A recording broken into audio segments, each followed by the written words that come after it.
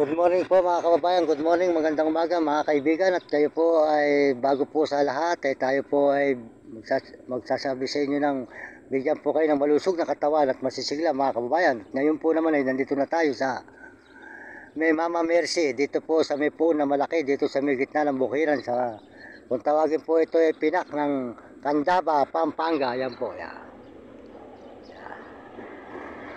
Mama Mercy.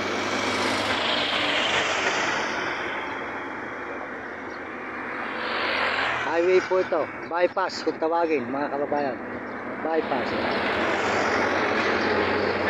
Medyo makikita po ninyo mamaya, medyo may baha po na naman ating dadaanan. Kasi po rito, pagka umuulan, bumabaha talaga. Matagal naman po matiyo ang tubig mga kababayan. Yan. Yan. Kaya maraming salamat po sa inyo lahat. Salamat po sa buong mundo at Panginoon Diyos. Maraming salamat sa Panginoon. Talagang tayo araw-araw, maya't maya, nagpapasalamat sa Panginoon dahil ang Panginoon ay tayo iniingatan. At saka iingatan ko po ang aking mga alagang mga aso. Ayun, ako po ay naawa sa totoo lang mga kababayan. Ako ay naiyak doon sa aso kanina. Gawa nung sinagasaan, ang laki pa naman ng aso. Ang may-ari daw po ay pulis. Natutulog pa. At hindi pa po raw nagigising. Magagalit po siguro.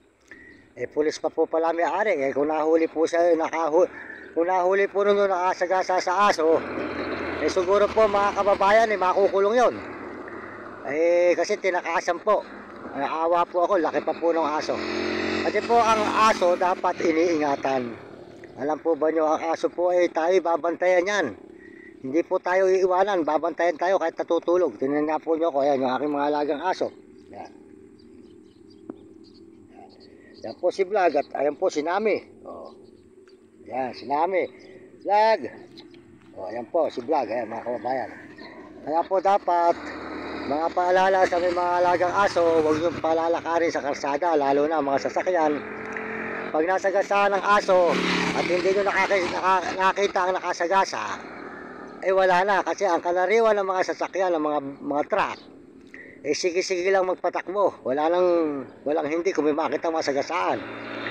Kaya ang mga driver, ang mga nagmamaneho, ang isang paa nasa hukay kung tawagin. Kaya po kasi marunong din po tayo magmaneho ng sasakyan, wala lang tayo sasakyan. Kaya po sana mga paalala sa may mga aso, kung kayo nasa highway, tali nyo ang aso nyo o kaya ikulong nyo kaysa masagasaan, kawawa naman. Pag nasagasaan, tinan mo, lumuluwa ng dugo ang bunganga, nasagasaan po sa ulo. At kawawa naman po yung aso. Magagalit po siguro yung may-ari, sigurado. Ako man po yun, pag nasagasaan yung aso ko, talagang magagalit ako dun sa may nakasagasa. Dapat, pag makita nilang malapit na sa kanilang sasakyan, medyo humintuan nila para huwag nila nasagasaan. Kawawa ang hayop. Para din po tao yan, hindi lang po nagsasalita. Ayan. May isip po ang aso, hindi lang makapagsalita. Maraming salamat po. At paalala sa mga kabataan sa buong mundo, paalala sa inyo mga kabataan sa buong mundo at mga ibang bansa, mag-aral kayong mabuti. Mabutihin nyo ang pag-aaral at mapakahirap ang hindi nakapag-aral. Tingnan nyo ako, hindi ako nakatapos. Wala ko alam sa cellphone, kundi video at saka lang tawag. Hindi tayo marunong mag-message. At sumunod kayo sa inyo mga guro at huwag kayong magiging pasaway. Pakinggan nyo, tinuturo sa inyo ng teacher nyo para noon kayo ay maging matalino at pagdating ng araw at kayo nakatapos, hindi kayo mag-aaral, magsipag kayo sa pag-aaral. Kung ako lang ay makakapag-aaral muli, mag-aaral ako mga kababayan. Nagsisisi ko ngayon kasi nagbibideo ko, hindi ko alam kung paano gagawin ko. Kunyari, ako pinagpala. Ito ninyo, nagpatulong ako dun sa dalawang pamangkin ko. Ako naman mga tumulong sa akin una, tayo naman niloko. At meron na po palang nagpadala, hindi pa sinasabi, sila po nakakuha. Kaya kayo mga kababayan, magsasabi ko sa inyo, nagpapasalamat akong muli sa Panginoon, unang-una sa Panginoon.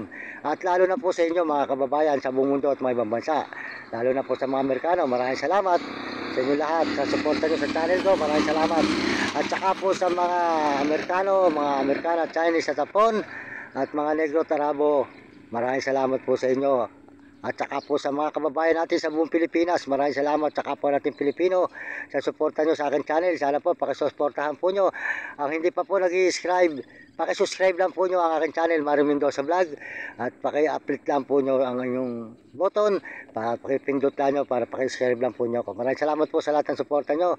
Salamat din po sa Panginoon Diyos. Maraming salamat at pakisuportahan po nyo ang channel ni Idol TikTok, mga kababayan. Yan po ay mabait na tao, mapatulungin si Idol TikTok, at saka po si Kuya Bal Santos Matobal. Pakisuportahan nyo ang channel, matulungan po yan si Kuya Bal Santos. Marami po siya natutulungan, nabibigyan ng pabahay. Suportahan po nyo ang kanyang channel at pakisubscribe din po nyo. At saka po yung kanyang anak na si Papa Rab, pakisuportahan po nyo ang kanyang channel ni Papa Rab. Mag-ama po yun, magagaling po silang dalawa, magaling tumulong. Yan. Saka po si Kuya Julay, yung kasama ni Kuya Julay, Ate Edna Vlog at Bumbehero, Sniper, at saka po si Kabili, at saka po si Alvin Ado Mouse. Mahilig daw po sa hype yun. Maraming salamat po sa inyo lahat at sa buong mundo. Maraming salamat sa mga kababayan ko sa buong mundo at sa buong Pilipinas. Salamat po dito sa Panginoon. Mapapasalamat tayo sa Panginoon dahil ang Diyos, kahit saan po tayo naglalakbay, kahit natutulog tayo sa ibabaw ng tulay, hindi po niya tayo pinababayaan, iniingatan po niya tayo. Kasi po tayo, kaya doon po nag-umupo sa may bahay pare, at 2 araw po tayo nagdalensa para po tayo mayroong magamit sa pampalod, pagkain. Ayun, may mabigay naman po tinapay, binibigay natin sa kapwa natin, kaya po wala po tayo nadalhin sa kayong tinapay. Kaya po wala tayo maibibigay po ngayon sa mga kapwa natin, kundi-kunti si Chiria. Ayun, maraming salamat po sa inyo. Paalala po sa inyo mga kababayan, muli, ingatan po nyo ang inyong mga aso at huwag nyong pabayaan. Tingnan po nyo ko, ang mga aso ko po, mahal na mahal ko. Tingnan mo, naalala ko po si Vlog. Yan. Naalala ko po si Vlog, kaya kinuha ko kagabi para kasama ko. Yung itim po, siyang naiwanan. Ayun. Sold out po sa inyo lahat mga kababayan sa buong mundo. Ayan. Yan po yung ating mga po na mama. Ayan. Merci. Boss, good morning. Yan po sila boss. Sold out po sa inyo boss. Sold out. Ayan. Yan po, mababait po mga tao dito sa Kapampangan mga kababayan. Ayan. At ang ating po namang hinihingi, nakikita naman po nila, tinutulong naman po natin sa kapwa natin mga kababayan. Maraming salamat po. At tayo naman po gumagawa ng mabuti. Hindi naman po tayo gumagawa masama. Kasi po, yun lang po ang ating paraan sa buhay para po tayo ay makapaglakad-lakad.